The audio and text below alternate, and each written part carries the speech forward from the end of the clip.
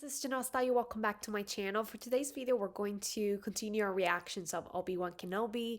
I have to say the first episode was great. I loved it. I loved it completely. I think I had no criticism really. The new characters, of course, I'm getting adjusted to them.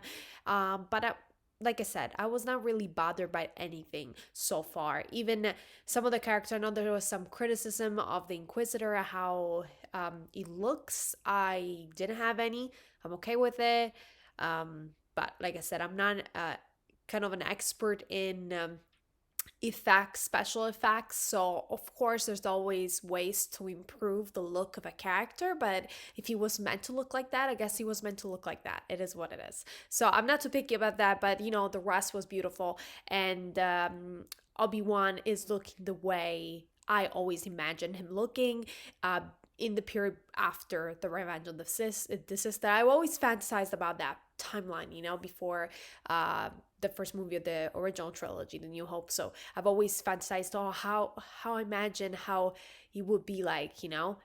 So that imagination is kind of fulfilling into this show. So I'm excited about this. But anyway, let's jump into it. Oh my God, he's walking like Obi-Wan. I mean, it's just crazy. If ever I needed guidance, Master, it's now. Spare any credits.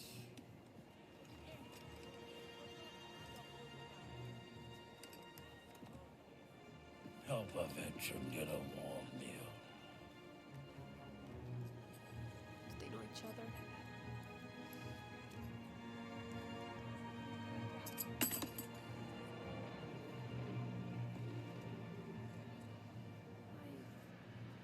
Do I know him? Out of the way.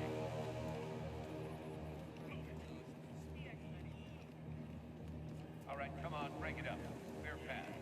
How he's not caught sooner, because he looks like he is Jedi. The way he moves, the way he's hiding, the fact that he's very selfless, he's giving money to that poor guy, which I don't know, homeless, poor, but I don't think that's who he is.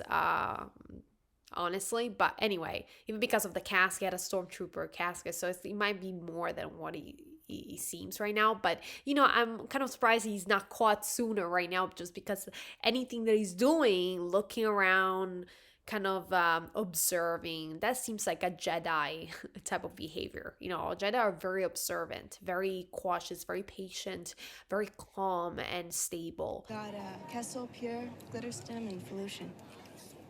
What do you need? About some information.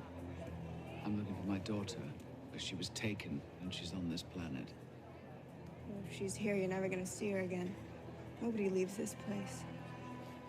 I was someone's daughter once, too. Here. That one's free. A couple more of those and you'll forget she ever existed. Your mind. You're in touch with mine. I'm sending a mother and son to your gate. You will let them through when they arrive. I'll let them through when they arrive. They are to be given safe passage to Corellia. They'll be given safe passage to Corellia. I'm not leaving your mind. The Force is so strong with you. Yeah, I know. Use gate 3C. Thank you for helping us, Haja. Oh, the Jedi must protect their own. With your son's abilities, they will come for him. Get him safe.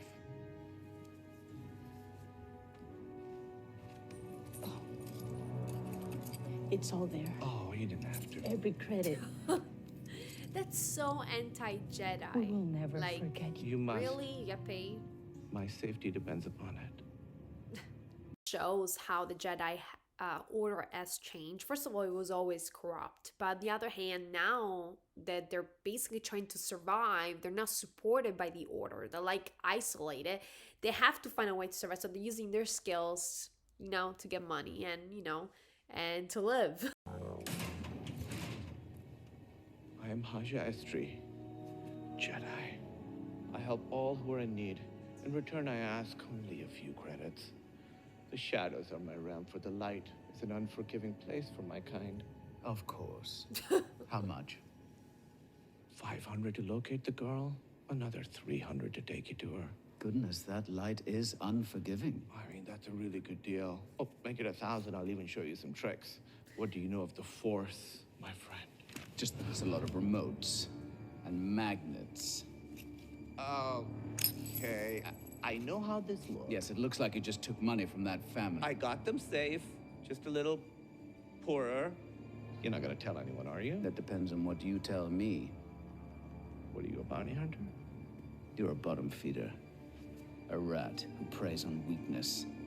But in my experience, rats know more about the sewers than anyone else. So judgmental.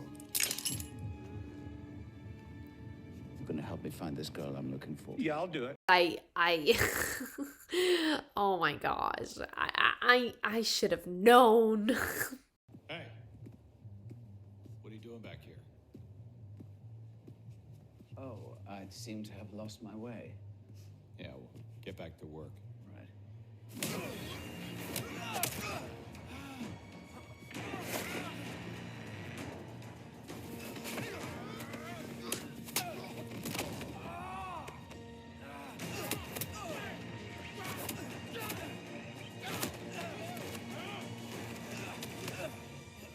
Where's the girl?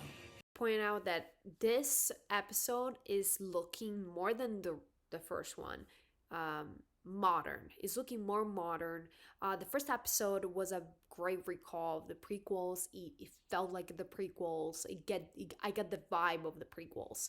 But for the second episode, I'm getting less of that vibe and more of the modern style, which is fine. It's totally fine. I'm okay with it. This is modern era, okay, in the sense that first of all, it's a different generation. We're 10 years, I guess, away from the Revenge of the Sith. And also, I will say the way it's produced, the lighting, the looks, it's very modern, right?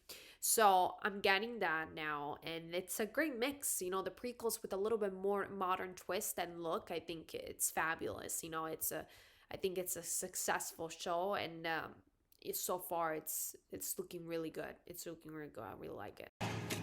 Oh my god. Let go of me! Wait! Let go! Oh, she's so cute. Oh my god. Who look at are you? her. Your father sent me.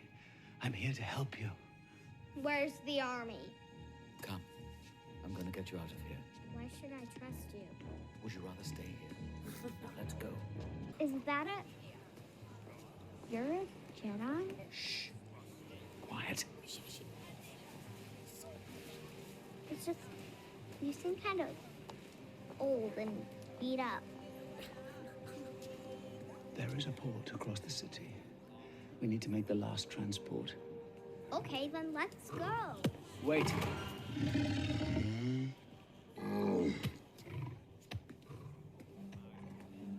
have no idea what I'm risking being here, Your Highness. From now on, you do exactly as you're told. Do you understand? Now, if anyone asks, we're farmers from Tall, and you're my daughter. Granddaughter, maybe. What? Nothing.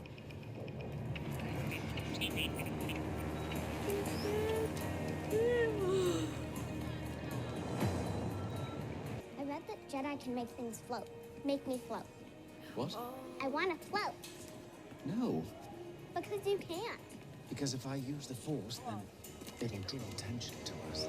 That's such a big reference to the sequel trilogy when she actually does float in the galaxy, and attracts herself to a spaceship. It's just she's like attracted to spaceship. She pulls the spaceship to her so that she will get closer while she's kind of floating. And I think that's a great touch. Many people criticize that section of the second movie, The Last Jedi. I thought it was great. Maybe it wasn't executed the best, but I felt it was a beautiful touch. She used the Force in a way that we have never done before, so I thought it was great. You haven't even told me your name. Ben. It's not a Jedi name. Well, that's my name. You have to trust me eventually. How can I trust you when I know you're hiding something?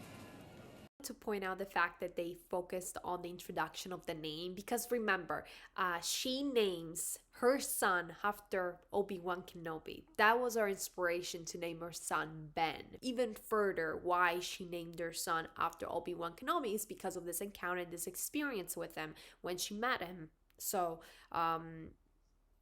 it's kind of interesting because she said that she doesn't look like a Jedi, but and she named her son after him, almost because it's not a name of a Jedi, because I guess she didn't want that for him. She wanted something different for his son, just because how the Jedi life, what the Jedi life brings. I guess she didn't wish that for him, and I feel that by naming him Ben, not only it's a recall to Obi-Wan Kenobi, but to a great Jedi, but also it's a name that it's not perceived as Jedi-like or predicting that he is a Jedi. So I think this conversation was quite clever because it kind of analyzed the motivation for naming her son Ben, which is not just an inspiration or recall to Obi-Wan Kenobi. It's a little bit deeper than that. So it's not just, like I said, naming it after someone. Leia. That's what you were hiding. You're the reason I'm here. They took me She's to very get smart, to you. let me tell you. Did my father even send you? Of course he did. Leia, listen. How do I know you're not the real kidnapper? You have to trust me, Leia. You aren't a Jedi. Your father is a very old friend. I don't believe you. Leia. Hold on! Hold on tight! Make her float. Don't let go, Leia! Hold on tight! Hold on, just... Float, take her. Leia, Leia, no! Get her, oh my god. No!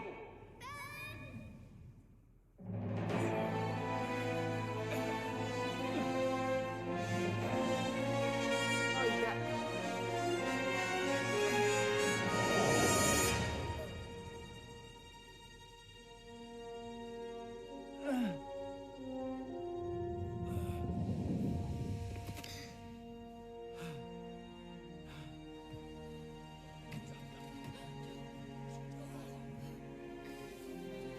Okay, she got her proof, ladies and gentlemen. Are you all right? You really are a Jedi. No. We need to move. You're not going to die Oh, really? today.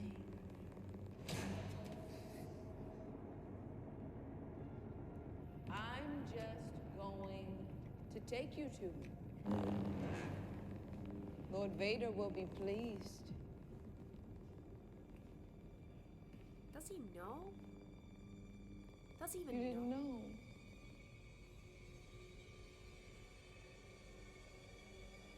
He's alive, Obi-Wan. Anakin Skywalker is alive. He's been looking for you for a long time. And I will be the one to deliver you to him. Sister, I can stand the reek of your ambition no longer. I found him. We have him. And I cannot risk you losing him again. Move aside. She's gonna kill him now because she seems pissed. Watch and learn.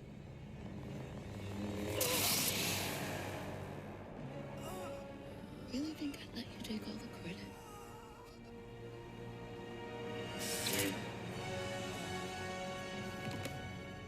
Who's in the gutter now?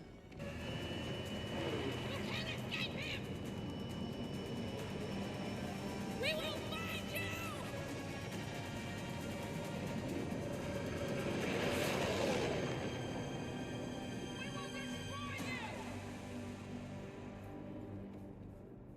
Kind of like give my reaction to, like, my review of the moment in which he found out. First of all, I wasn't sure whether he knew. I had the suspicion that he didn't know that he was alive.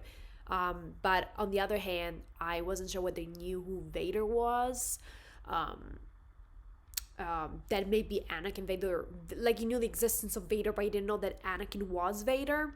But then we have the confirmation he really had no idea. So actually, his performance, Ian McGregor, was amazing, because in his eyes you can tell, like, he really did good acting in that moment, like in the face.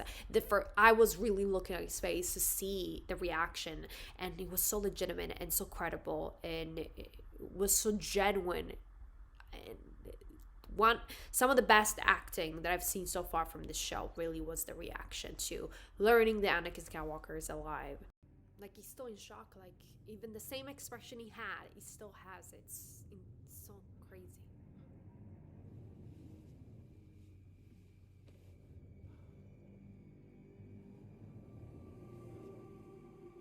What is it? He's now open to the Force, that's why he's trying to feel him. Are you okay?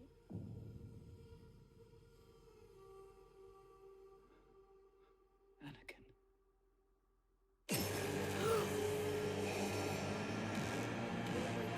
They felt each other.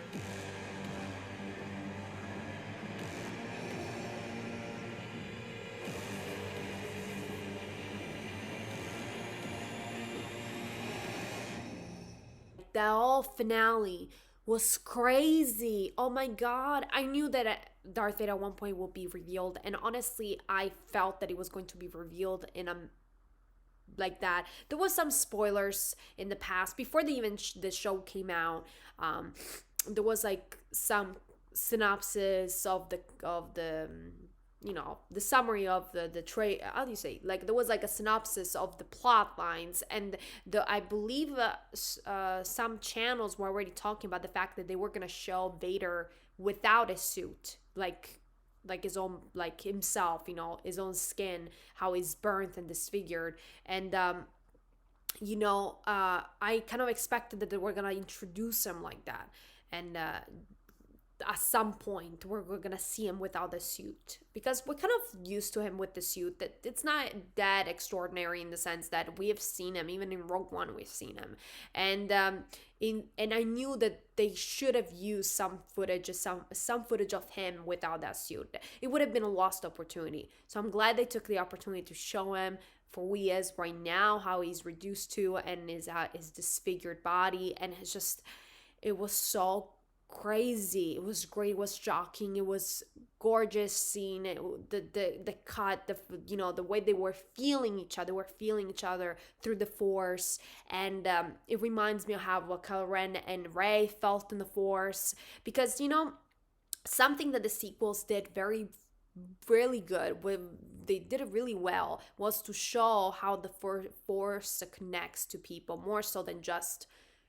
saying the name, closing their eyes. Because the original trilogy kind of like has this, like Luke and Leia had this connection through the Force, like Obi-Wan had it with the Anakin, like Kylo Ren and Rey had this connection. But I think of all the connections, the one that was shown with Kylo Ren and Rey was the most vivid, most visual. It was the most appealing visually, right?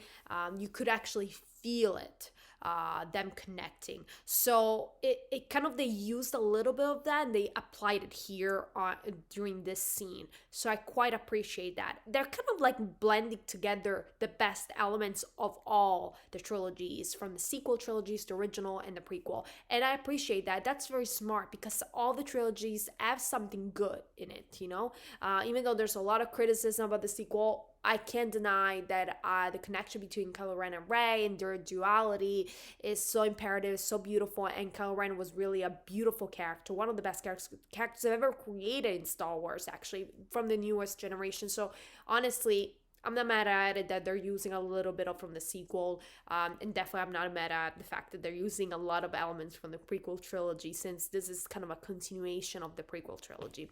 But anyway, I love this so far. I really love this episode. And it's getting better and better. Like, this episode was even better than the first episode. Like, it's so great. And honestly, anytime I see Darth Vader, I'm always waiting for him. I've always waited for him. That's what I'm looking for. Obi-Wan is kind of granted is going to be in each episode, but Darth Vader is not granted is going to be in each part. So I'm glad that I saw him and that we saw him. So it's kind of interesting how they felt each other. I don't know how close they are to each other, but they felt each other. So it was amazing. Anyway, guys, let me know what you guys thought of this episode. Drop a comment down below, and see you guys next time. Bye.